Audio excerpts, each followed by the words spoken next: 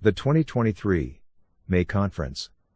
Walker Sahag, Serve +1, Moneyball-style professional model. For all things high performance, but then also for anything related to club programming, for tennis pro mentoring and training. Back in the day when we started the 10 and under stuff, they were one of the early adapters of the 10 and under red, orange, and green program. They have been really, if I want something related to the profession and related to people who are really top-level professionals, I've always gone to Ray and Walker. Now, they've got a storied background. They've come from the Voluntary Academy to the Vandermeer Academy. They've worked with very, very high-level players. They have a long-term relationship, professional relationship with Dr. Jim Blair. Players such as Monica Seles and Sergi Bergera, and people fly in to Mandeville, Louisiana to work with these two in preparation for tournaments, in preparation for going to college and things like that. So very happy to have them here. Ray and Walker Sahag, and we'll see Ray outside. Thanks. Oh, what a beautiful location. Thank you so much. It's funny, Bill, that you happened to introduce me because I have a story for you. Okay. That involves you and Jorge Andrews and another pro that many of us know. Somewhere in the mid to early 80s, I was working at Vandermeer, and I had a young player that I was mentoring. And in mentoring that young player, we were sitting and watching the finals of the PTR championships. And in this final was Jorge Andrews.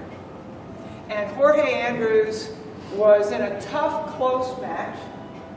It got to 30 all. He's down 4-5, serving. And back in the day when everybody served and volleyed, and Jorge was certainly one of the serving volleys. So I'm sitting next to this girl, and I tell her ahead of time where he's going to serve, where he's going to hit his first volley, and how precisely he's going to play out the point. Jorge, thank you, Jorge, played the point out exactly as I described, because I had been studying and learned the percentages of what was going on. The funny thing is, I so remember this incident, and there was this guy sitting behind us on the steps at Vandermeer, because we were sitting on the steps on the stadium court, and just kind of leaning in and being, you know, the fly on the wall, and listening to everything that was going on. So a few years ago, Bill has invited a special guest to Baton Rouge to do a presentation for the pros in Louisiana. And I'm really excited to go listen to this guy because I've never heard him speak, and I know he really does a fantastic job. And I wanted to hear what he had to say. And I'd heard so much about him. And so I listened to the beginning of the presentation, and as we take a break, I go up to introduce myself to him. And he says, "Oh, I know who you are. We met before." And he said, "You won't remember it." And he described the match, the guy who was sitting behind me, leaning in, and he said, "I was trying to listen and learn whenever I could from him," was Mike Bill. So, Bill, thank you, but that was a really interesting first meeting for me with Mike. The things that I had been learning was a pro by the name of Bill Usher, who happened to be on the island at the time, and he was teaching me some things that I had never understood, that I think probably many of you who were very experienced players would have learned. And this was before you had the computers, before you could do all the research, but he was sitting down and starting to do detailed explanations of the percentages of what was going on. So you have to remember, you're talking about the 80s. He's not got, you know, all this technology that we have today, but he started to explain what the percentages were if you served to a specific spot and where the ball was going to come back to. So he started with the deuce court, and we were going down the tee and the deuce. And he said this is actually the highest percentage of where the return is going to come back to. So if you serve down the tee, and we all know this from doubles, this is why we serve down the tee in doubles. And he said 70% of all returns were coming back along this path. Now the interesting thing was, because, and you've got to think about, what I'm talking about is a first serve being played against somebody of a fairly equal level, that you're now forcing them to react to you. If I'm hitting my serve against Roger Federer, believe me, Serena Williams, she's going to smack it for a winner and she can put it anywhere she wants. But if I'm forcing somebody to now react to my shot, where it's coming back to, and if you talk about a right-hander serving to a right-hander, one of the interesting things is, as they do that, because my shoulder is on this front side of my body, the more likely response is actually slightly along this path, slightly to the left. So it's really coming, as you're coming in, slightly here. Or if you're staying back, slightly here. So back in the day, you were here playing a first backhand volley, and you were going to be taking that volley over here and making them have to pass you with the backhand. The most highest percentage play, what's Jorge going to play under pressure? At 30 all, down 4-5. He's going here, he's taking the first volley deep, and if he sticks it well, the guy's going to have to lob it. And Jorge was so kind to help me out. The next place was going out wide in the deuce court that we were talking about. So when you stretch someone out wide, the angle of inflection equals the angle of refraction. So when they are starting to stretch and you're pulling them here, the most likely response is that they're late, that they're going to miss it down the line. And this used to be when you played on grass, when you played on courts that slope a lot, like Champions Club in Chattanooga, or you're playing with the wind, a fast indoor court. The better you're hitting that serve, the more you're forcing the person to be late. So what you would typically see is this return is coming back along this piece of pie. Ray loves the food analogy. I have to keep it happy. So it's coming back along this angle. And again, as serve and volleyers, you were constantly coming in, you were stretching them out wide, you were coming in, and you were getting this first backhand volley here. And the advantage of this is it takes you, if you can just break that single sideline with the next shot, you can do this, win that point in 2 shots, the serve and the first volley. On this one, because the player's in the middle of the court, now it's going to take you to move him and then another one more shot to finish it, typically.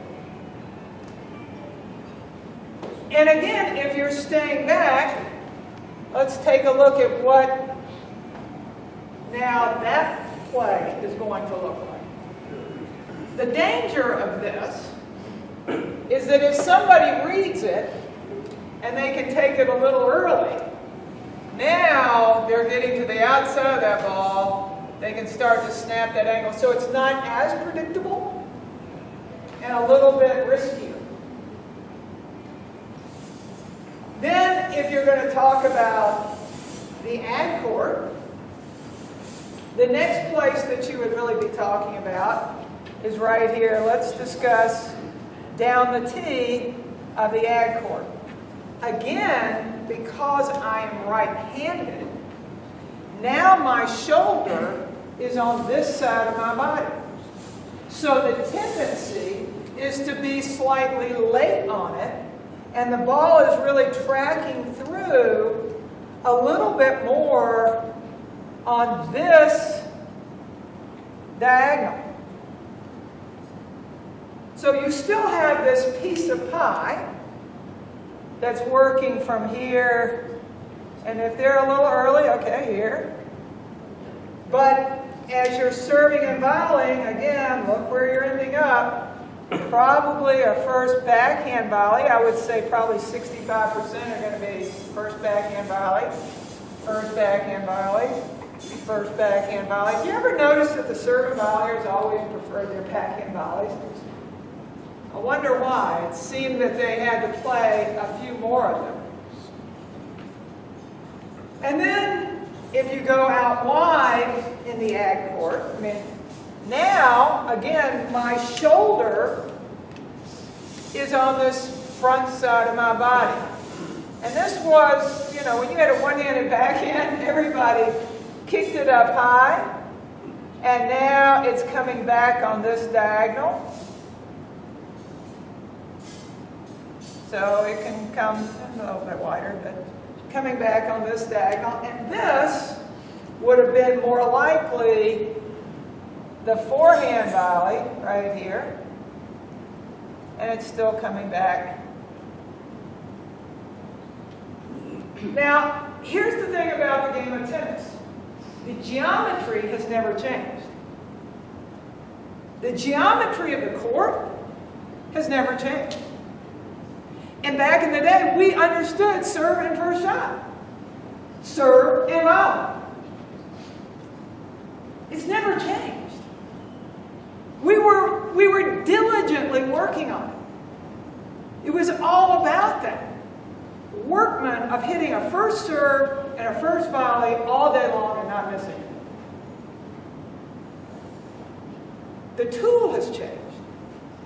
So now people are choosing a first forehand.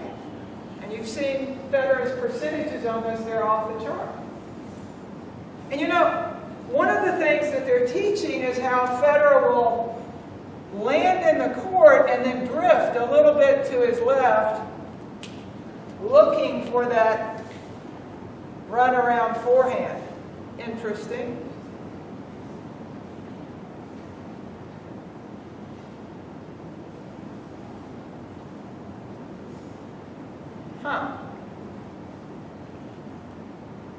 So what we knew all along is still where the game is. The only thing that's changed is really what tools do you choose to use. So we're going to take a look at that, and let's go through some video to discuss these patterns of play. So let's start. It looks like it'll be over here. And let's take a look. And let's see what's going on here.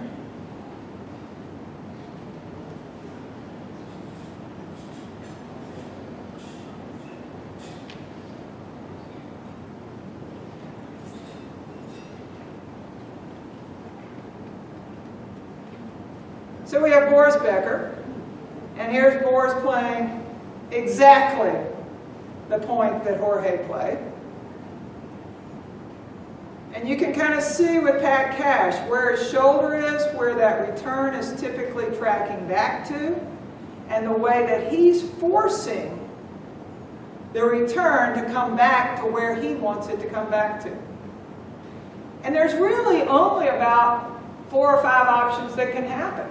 You get the low backhand volley, a higher backhand volley, a ball into your body, a low forehand, a high forehand. You train these all day long, that you were going to make it and do it to the very best that you possibly could. Hit your spot, hit the first shot. Oh, here's this fig guy. So Same thing, he's forced the guy to react to him with his serve. It's tracking back, and now he's getting that first backhand volley, playing into, and because it's fed, we got to get a little lanyard. See, I've lived in Louisiana long enough, Bill, I've learned a little Cajun. A little something extra because it's fed.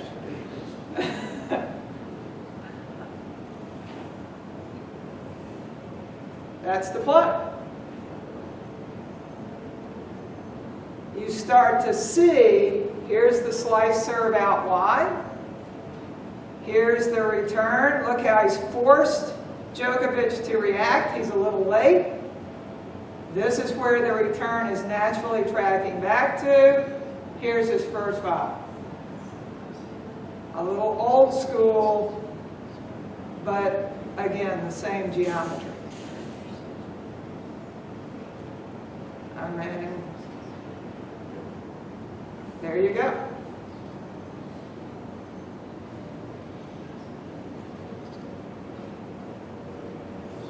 So again, you may have that ball coming into your body. It may be a little to the forehand, a little to the backhand, but you're training within this zone, within this area on the court to make it happen. And again, this can be a 1-2 punch. A lot of times the Australians actually prefer the wide serve and doing it as a 1-2. Now, is it possible to do it today? Well, if you just watched the Cressy match, he was pushing the #1 player in the world, the #1 player in the world on clay, and really making him struggle, serving and volleying on a clay court against Alcaraz. Now on this one, you can see he doesn't really track the ball well. He should have been following it more directly, the line of the ball, and should have been splitting a little bit more over here. So now he's having to stretch out, and in stretching out, he's playing a ball that's a little late, so it's landed a little bit more in the middle of the court. But this is the play. So those small details were so critical that he did not follow that ball as precisely as he wanted to. He wasn't in as good a position as he needed to be in. But at the same time, here's a top player, here's a player stepping up, playing against one of the top players in the world, serving and volleying on clay, and winning that point. Not only winning that point, but winning a lot of points. A little grass. So here's with Edberg. That's served down the tee. And you see the shoulder on this right-hand side of his body and how the tendency is to be just a little bit late. So now here's that first backhand volley. He plays it back behind Edberg. It's a little stronger volley. We're going to talk about that in a second. And now out wide, and you can see how much he's forced him up high, stretched out, he's late. Here's the path that it's going to be going. We knew it in doubles. This is the same things we tell people about poaching in doubles. Serve down the tee, it's going to get it to your partner. How much are we really picturing the entire play here? Because I have so many juniors who come in and they only see tennis as random shots that are not connected. They don't put the shots together. You're serving to a particular spot to get that return back. The same if you're a baseball pitcher.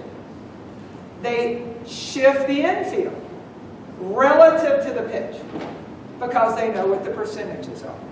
All right, so now we're back to our fed, closing, loading that outside foot. Oh, wait, he didn't come in. There's the first forehand. The same pattern, the same play. Huh. He just chose a different tool. So has the game really changed that much. The geometry hasn't changed.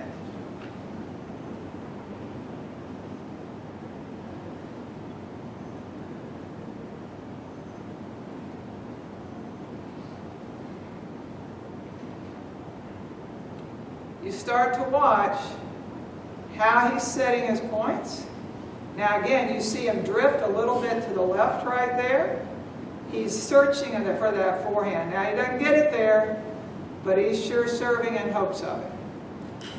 If not, he wants to be early on that backhand and snap it cross court. It was the same if you were volleying, you were trying to take that. Now he could get around it, but he's certainly setting the play the way he wants it to be constructed. So this is something that I've done for our players a good while ago.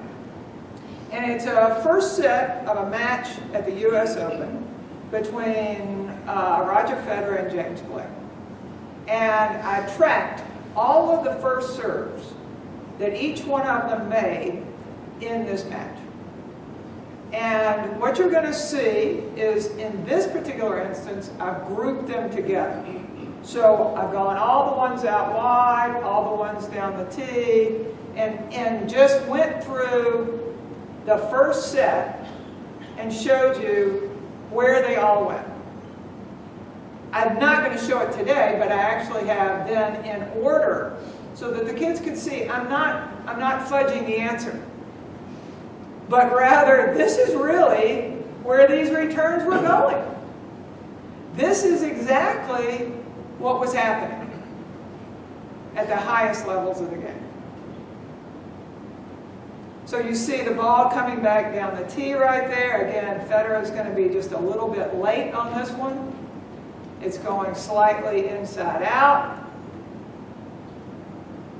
And really, James Blake did not do a great job of positioning himself and getting around some of these balls. It wasn't as detailed in how he's a great athlete, but he wasn't as detailed in exactly his understanding of how to do this technically as solid and thoughtfully as Federer was. And you would see a lot more mistakes from what James Blake was doing versus what Federer was doing. And those small details were expensive.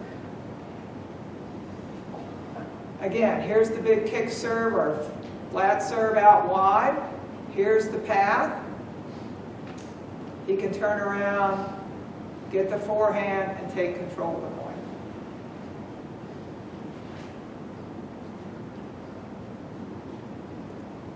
Same here. Big serve out wide. But now he's going to come forward. It's the same pattern. He hasn't changed the pattern. He's just choosing what tools he wants to use.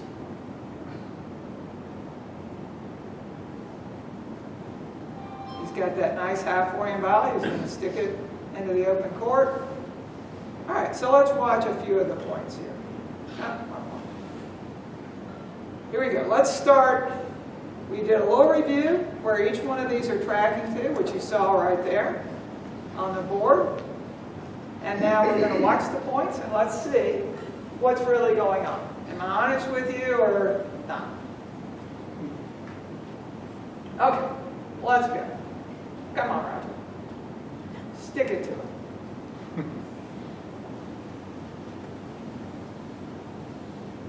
So here's the slice serve wide. Again, look at how late he is trying to just make that return. So now you can see that ball drifts to that ad court side because he's late.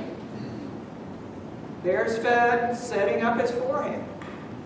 This was the purpose of hitting that slice serve. I had a kid that I was coaching. And he all of a sudden, he was trying to get a college scholarship. He was trying to play for college. And he had gone on this terrible losing streak. His mother called me and said, please, what can you do? And he had gotten yips with his forehand. His forehand, he couldn't get it in the court, but his backhand looked like Leighton Hewitt's. It was money. So I went up to Jackson to watch one of his matches, videotaped it.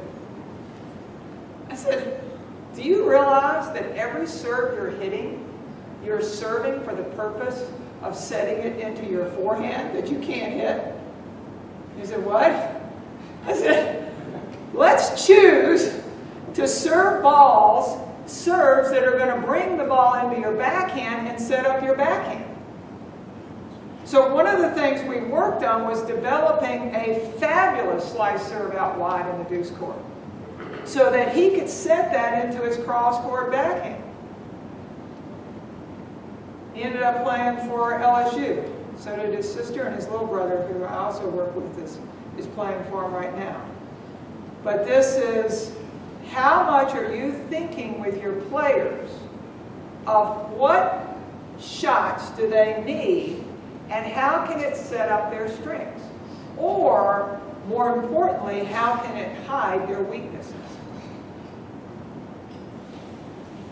Are you really helping them understand this connection, that it's not two random shots being struck?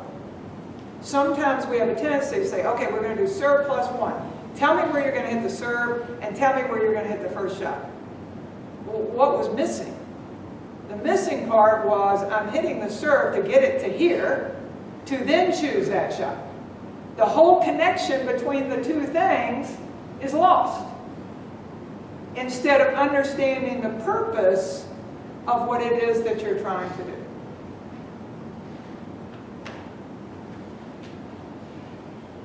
So again, you can see he's serving what we know in doubles.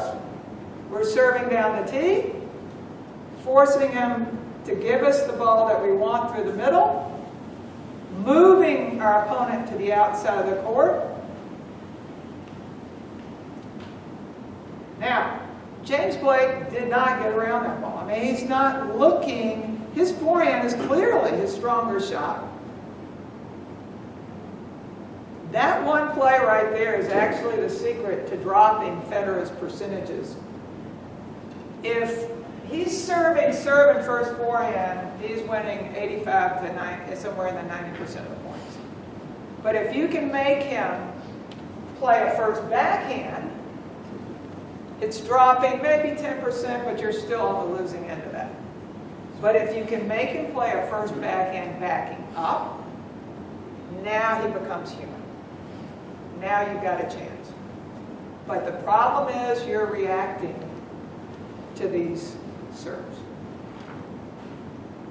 If you saw several years ago, there was an exhibition, probably about 15 years ago or so, between Federer and Pete Sampras in New York.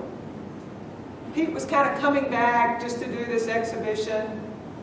And the first set, Federer clearly won, and it wasn't very pretty, and Pete was not playing very well.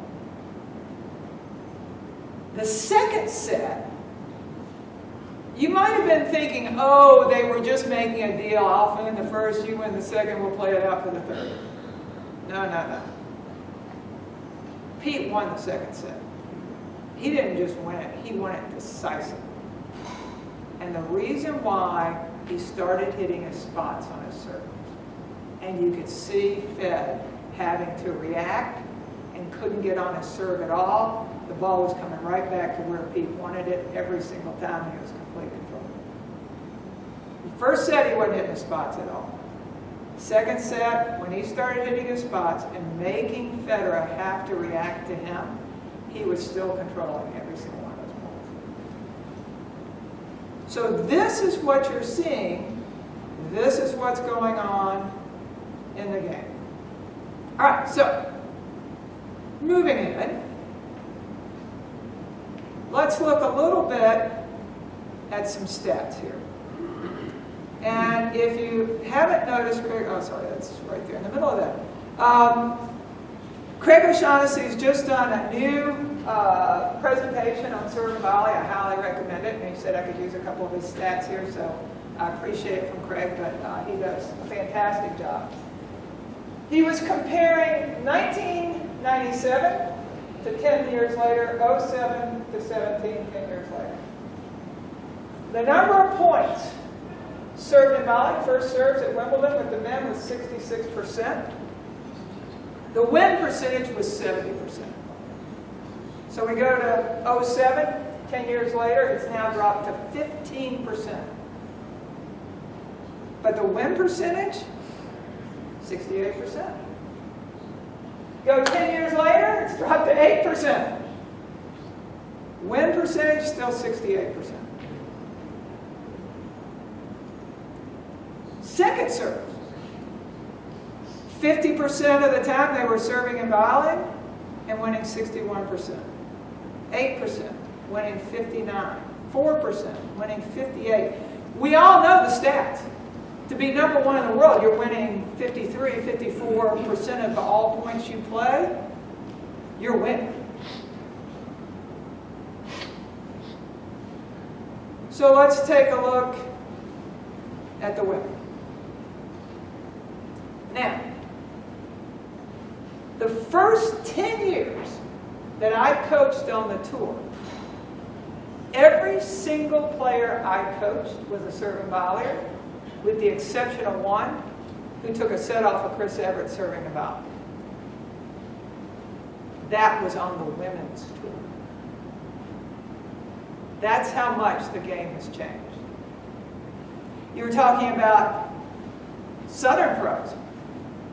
Wendy White, Candy Reynolds, Leslie Allen, Betsy Nagelson McCormick. These players were all serving volleyers. But you got to remember, 3 out of the 4 Grand Slams were on grass. One of your dear friends, Marianne Deschwart, she was probably one of the best serving volleyers out there in the entire game, period. She was one of the best athletes to play the game. These are people who were winning these points, serving and volleying on the women's tour. So let's look at the stats. So by 97, it had dropped pretty radically, but you got to remember, you had Steffi Graf come up, you had Monica come up, this is, where this was. So it had dropped a lot by 97. But if you think earlier, you had Margaret Court, Billie Jean King. So 14% of the time. They're winning 65%, that's 2/3 of all points. It's better than you're doing off the ground. 07, 3%. They're still winning 68. 17, 2%. I think it's 67. Look at the percentages that you're seeing. So now you see baseline versus serve and volley at the U.S. Open. Men, they're winning 2/3 of all points. They're winning. Women, what? Where did this go?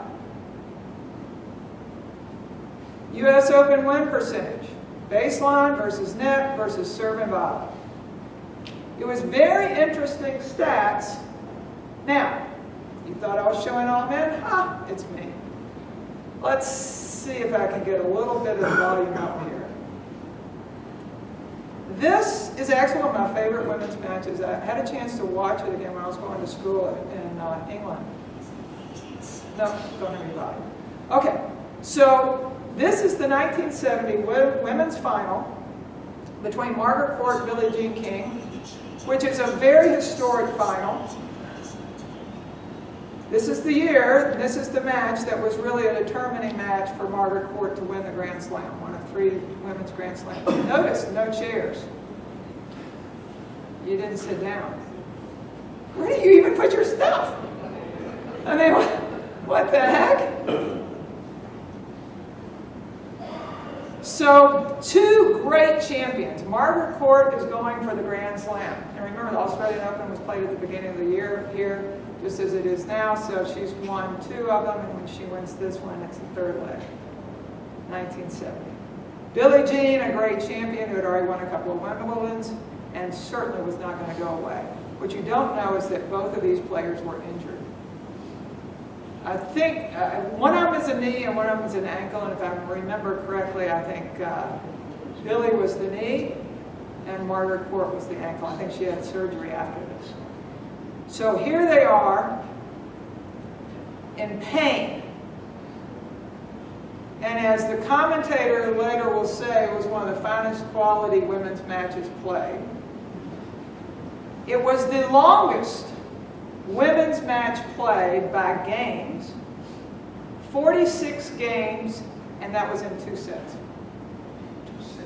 2 sets. Yeah. But before Isner, there was this match. And neither one was going to quit, neither one was going to go away. But you again see, how does it work? What were they doing? And the returns were different. Again, you had wooden rackets, but you're trying to take the ball early, you're getting it down at their feet.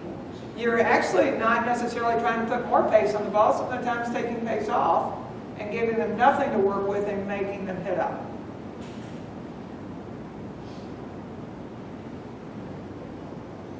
But as you see the placement, there we go.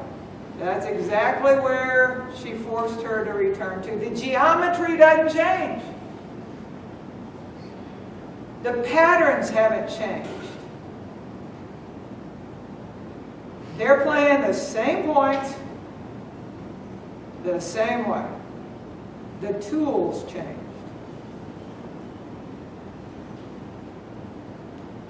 She stuck that volley back behind her and then came on it.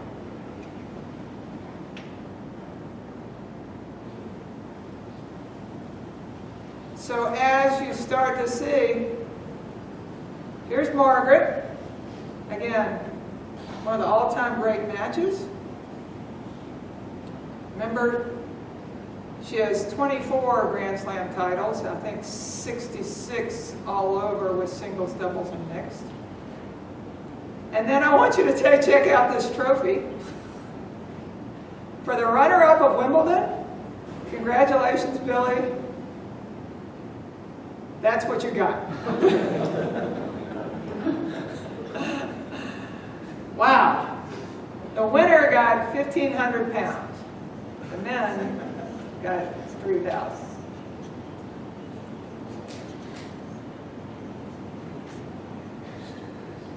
That's all right. Billy's going to go work on trying to get this a little bit more even for us. So you start to see all of these percentages and the thought process. All of you are going to be confronted with a question. Because as these percentages are starting to come out, you're going to have it presented to you. What do you think? We're going to talk more about that in a minute. So let's watch. Here's the tee. Look where Edberg is splitting. Here's that piece of pie. He's forced him to make the return. Here's where he's playing his first volley. He's going to stick it deep into his backhand corner and make him have to pass him off of the backhand, which again, now, if you're watching Craig O'Shaughnessy, he's talking about the percentages of approaching into somebody's backhand. Here's the same play. Same exact play. Yeah, I know. That's how I feel about it too. Look at where the return goes. Look at where he's forced him to put it.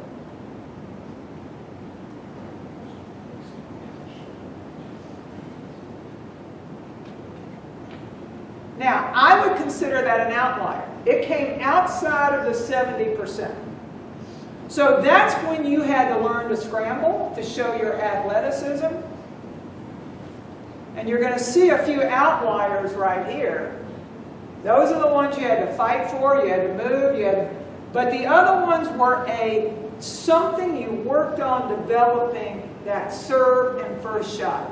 And you did it over and over and over again. And the kids today are so interesting to me because they go, yeah, but I can't serve and volley because they put the ball down at my feet. I go, that was the game. They hit every ball down at your feet and you worked on getting that ball up, placing it, and playing. The few that you got nice and high and juicy, you were excited about. But you trained that. So it's so fascinating. They're going, wow, the problem is I can't do it because I have to play a low ball. I'm thinking, what? But you get that high one right there, you can stick it, and you're having fun. Look how tight he closed. I mean, how fast he got in there.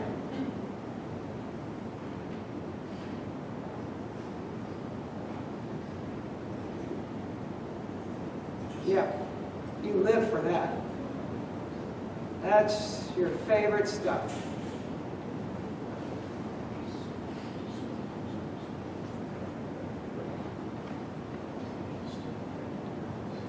So, yep, love that. Oh, Boris, you all said one? Oh. All right, so can it happen today? Here's Cressy. Coming out of college against one of the top players in the world. I talked about Mike Barrell sitting behind me and being the fly on the wall. I think that's who everybody in this room is. We're the people who want so desperately to learn that when we see something that's going on, we're trying to sneak in behind and see what can we hear? What can we learn? So the first year that I was coaching on the tour, I had a player, we were at the very first Lipton, which is now the Miami Open. And we had finished our practice, and there was another friend of mine who was practicing right after that. So I had her practice. I sat and watched her for a little while. And after she finished, she was practicing with this very young player. And this coach came up, and the coach was Mike Estep, who was Martina Navratilova's coach. And and Mike took this young player. He was fascinated with him. You could kind of tell he wanted to help him. And he started propounding his beliefs of the game. And I'm sitting there just thinking, this is so cool. I'm getting a chance to hear what Mike thinks. And his point was that whenever you have the #1 baseliner in the world playing against the #2 baseliner, the #1 baseliner always wins. So you had Borg always beating Vilas.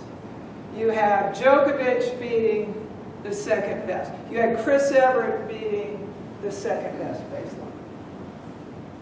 He felt like that was, 95% of the time, that's what's going to happen. So, but when you get two serving volleyers playing each other, that's more of a coin toss. You're not really sure where that's going to go. It can turn, the percentages aren't as high if the #1's playing #2. But the interesting one was when you have the serving volleyer playing the baseline. His point being that Martina playing Chris was always going to be a little bit more interesting than if she was the #2 baseliner. That player that was sitting there was this young girl named Steffi Graf. And that was so interesting to listen to him. Again, you see right here with Steek, he didn't really follow the ball as well as he should have. But then you see where he's splitting, he needed to track over just another step. But he gets over there, he plays that low backhand volley that he's just made Goran play. Steps out with his outside foot. So the technique of how this is done is critical. As much as you're seeing these players work on their drop step for that runaround forehand and drift and use the drop step, these people work on their serve and what was their footwork going to be? What was their first step? So out on court, we're going to do some of these things. There's going to be several different things we're going to be doing, but this is going to be one of them. is what is the footwork right here? How do you start to develop some of these things? Oh, step. You can't miss that. What are you doing, Steph? Oh, Pat. Come on. I mean, this is bread and butter. This is what you do. It is a workmanlike mentality. It is not a flashy. These kids think it's some flashy mentality. It's not flashy. It was something you brought your lunch pail, you made a first shot, you made a serve, you made your first volley, and you did it, and you did it, and you did it, and you did it.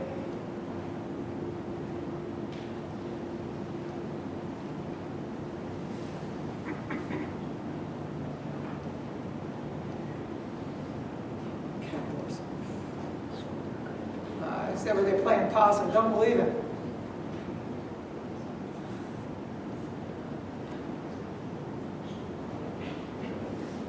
So now we all watch Wimbledon, and there's no marks on the grass where these guys are serving volley. Again, you see him have to play that ball coming into his body, this footwork as he starts to cross over, move around it. We're going to talk about, again, some of that footwork right there.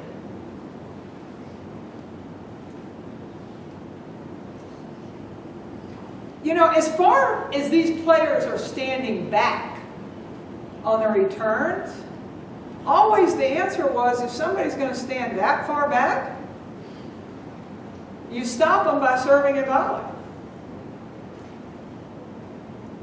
And you have to wonder, with these percentages and these numbers starting to appear, and you're starting to see what's going on here, is this going to come back? Does it have a place in today's game? What are you going to see? So again, out of the split, you see Cressy starting with his right foot. He's loading that outside foot. You see him sitting in this position, loaded, and then pushing through it with the front foot off the court. You're going to see very often right here this kind of butt kick as they go through it because of how much thrust, every action, equal and opposite reaction. But this is today. Again, you saw him move around that ball coming into his body, taking it as that forehand volley. And this situation, that kick serve out wide, then coming back on that diagonal, this is the most common that you're going to see that footwork occur. Because you're basically causing it. You're causing the ball to return back towards you in that incoming angle. And as you're moving around it here, now your weight's going through the ball and it naturally positions you directly in front of the shot that you're. So you're already following the ball, you have your weight going through the shot, and you can finish that way.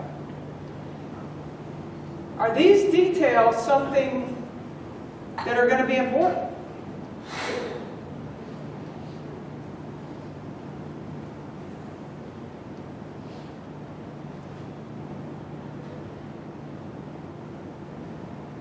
Where's the game going to go? To me, the secret of being a great coach is always looking to ask the question of where is the game going? A few years ago on the women's side, when women were, I coached a player who won the fast serve contest at maybe the second or third Lipton. She won it at 105. 105 miles an hour. Barbara Potter actually did one faster at 108, but it didn't go in. Thankfully. And you're seeing, you're going, these serves are about to increase. So if the serves are going to be at 120, 125, for the women, in 5 years, 7 years, 8 years, then are you developing your 14-year-olds to make it on the tour? You've got to be teaching where the ball is, where the point, where the game is going. Now watch Becker right here. He gets this inside volley. and he plays that kind of fading off inside-out backhand volley, which I played millions of times in my lifetime, generally with about the same success that he's having, because it doesn't have that much on it. And then Brian Shelton when he was with the USTA, he came and he was watching one of our kids, and he said, well, you know, Stefan Edberg would always take that and stick it back behind him and go with his strength and make them react to his strength. And I'm like, if you could have told me that, you know, like 10 years earlier, I'd really appreciate it. Because I can't think of the number of points I've lost exactly like that. It was like, oh, you could have helped me. Instead of sticking it back, going with your strength, and really making the guy have to react to you. But when he gets those high floaters, he's having fun. There you go. See, now he's controlling the point.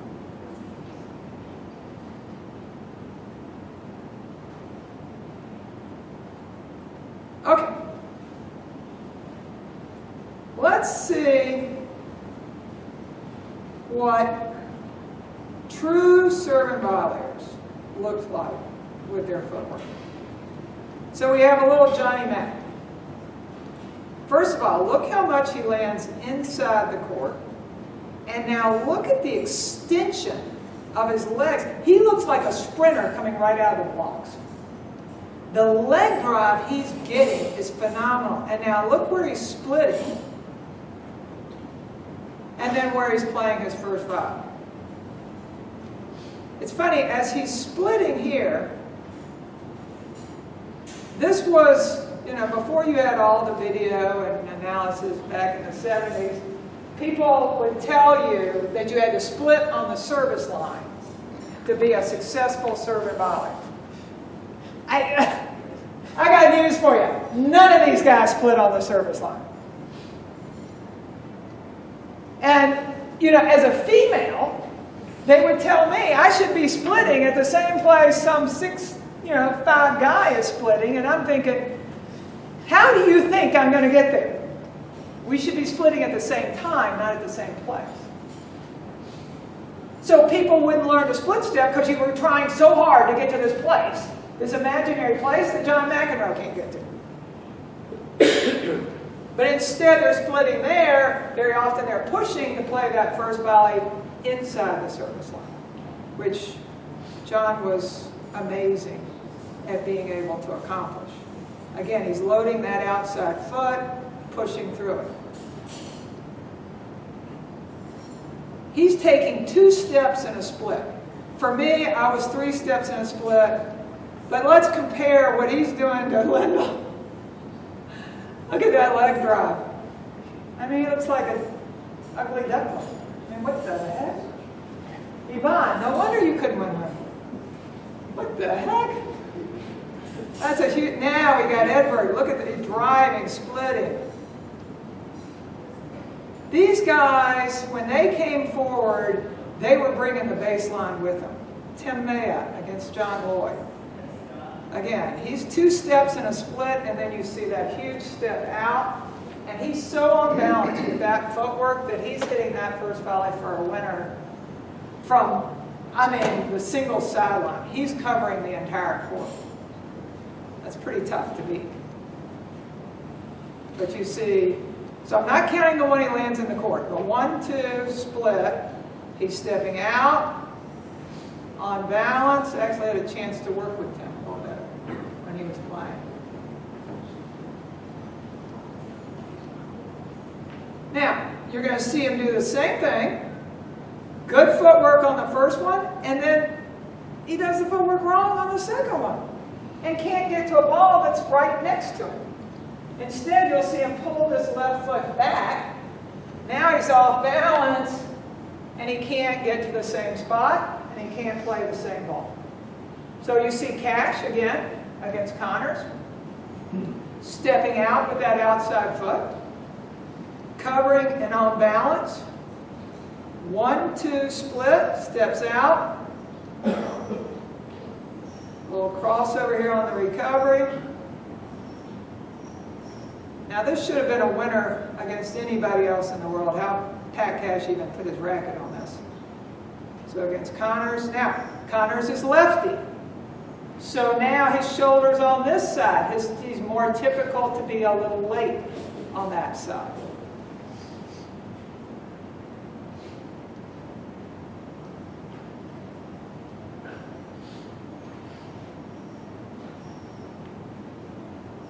So when originally I started coaching, these were the details. This was the game. This was what was important. You see McEnroe, step out, cross over, on the recovery, split, step out with his left foot, and he's right there on balance, covering the net, no problem. So learning on those volleys how to get that left foot, that outside foot under you, and how to push through the ball, making contact with the front foot off the court, going through the shot.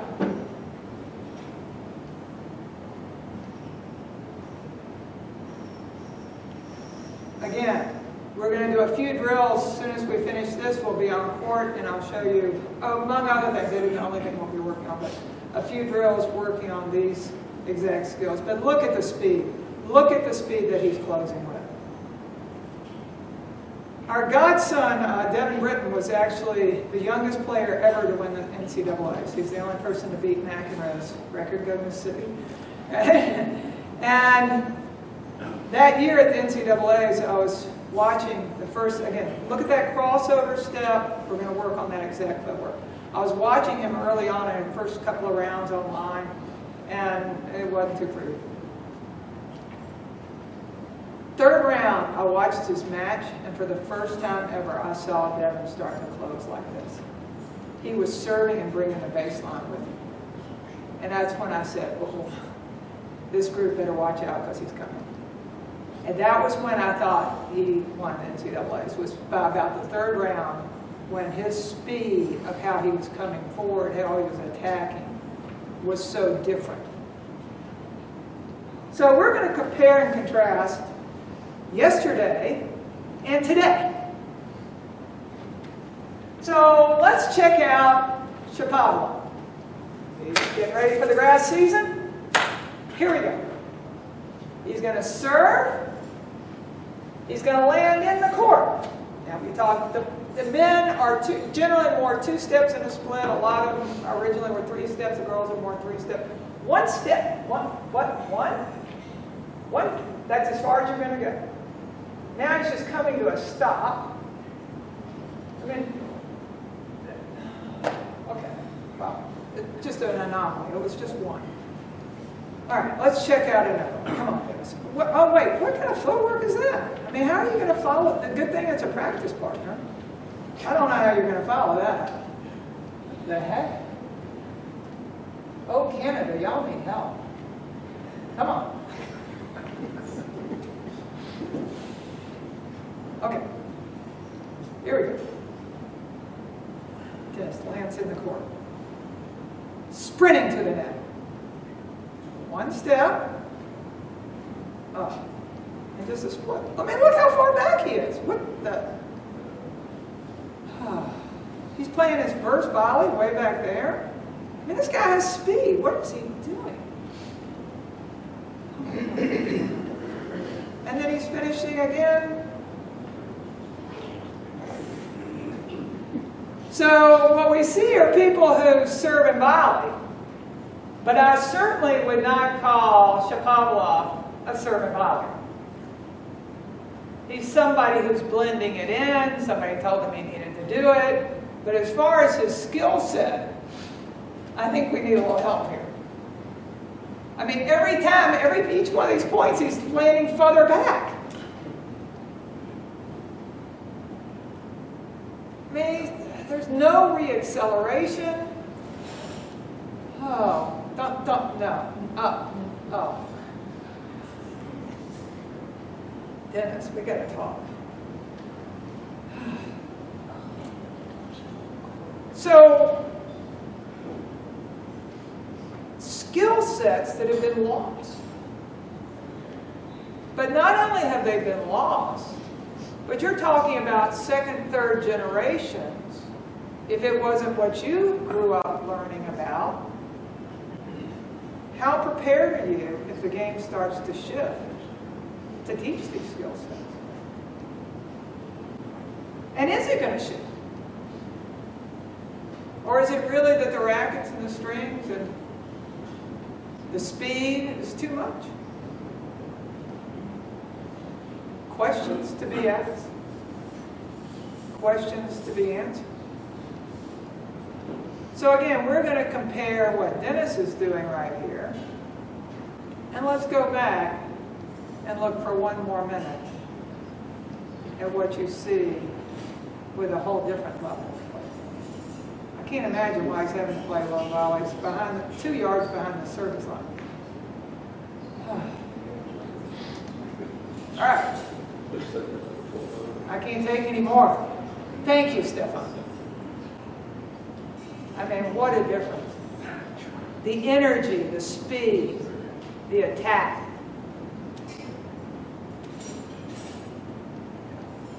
Max Murney, who was one of the kids when we were at Volunteers, he was actually saw him at Nick's life celebration in March. Rafter. Hinman. So I have an interesting little story with Tim Hinman.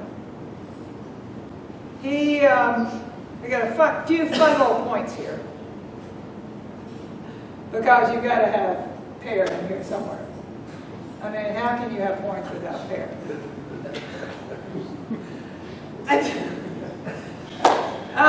Okay. Yeah, oh. But our Japanese son was traveling after he finished college, and he was traveling in South America, and they had a young Tim Hinman, who was also about the same age, traveling through the South American circuit, playing all on red clay. And they're trying to learn to grind it out on this red clay against these South American, run like a deer, hit a million balls, balls that fluff up like this, you know. And the next thing you know, Tim Hinman's serving and volleying every single point. And he's losing.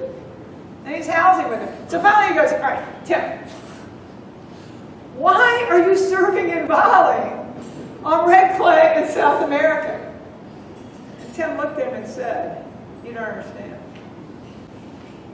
I only have to win one turn. Everything he did his entire life was to win one turn. He was training. And you know, he got to the semifinals of the French Open, serving and volleying against really good players. But he had mastered it. It wasn't by accident. He had worked on it, and he had worked on it a long time. Oh. Yeah. We are going to so miss Monfils in this game. I mean, what a showman. I always thought if he would have used his speed for offense rather than just for defense, what would have happened to the game? Look how tight he got to play that first ball. This guy is an Olympic sprinter. I mean, that's a first volley. How in the world did you get there? Oh. Crazy hands, crazy hands. Oh. And then, of course, who could leave out a little curios? And then if you really want to serve a volley,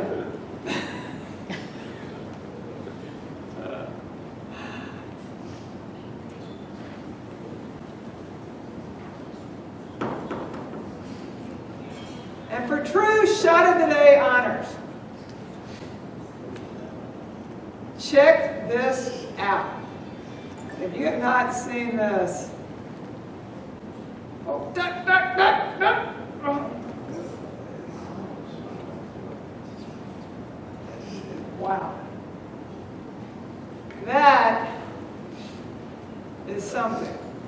So I have questions. I have questions for all of you.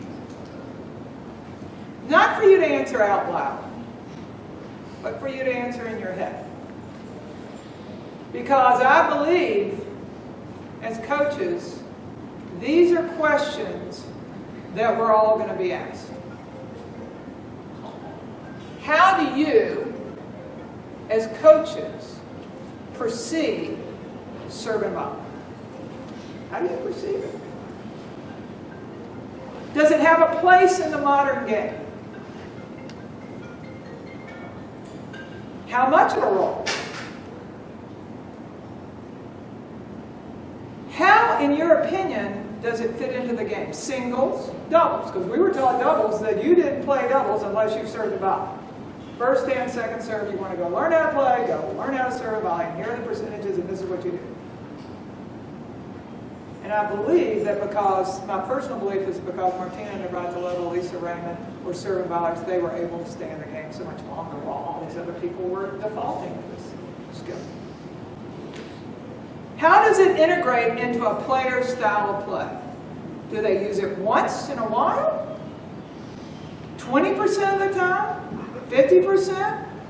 As the game continues to speed up, is this going to be one way to win? Or is it now an impossible play?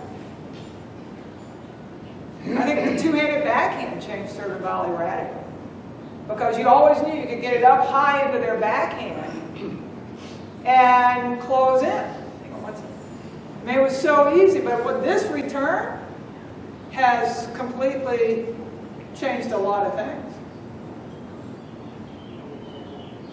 As more of the stats come out, I believe that we will all be required to confront and answer that question for ourselves. Is a question that each of us will be required to answer. What is the answer? I truly don't know. But I do know that these stats are real, that they're going to continue to gain traction, and as they do, there will be younger and older players out there that are going to come to you and ask you as teaching pros this same very question. So, the real question is, what is your answer? Thank you all very, very much.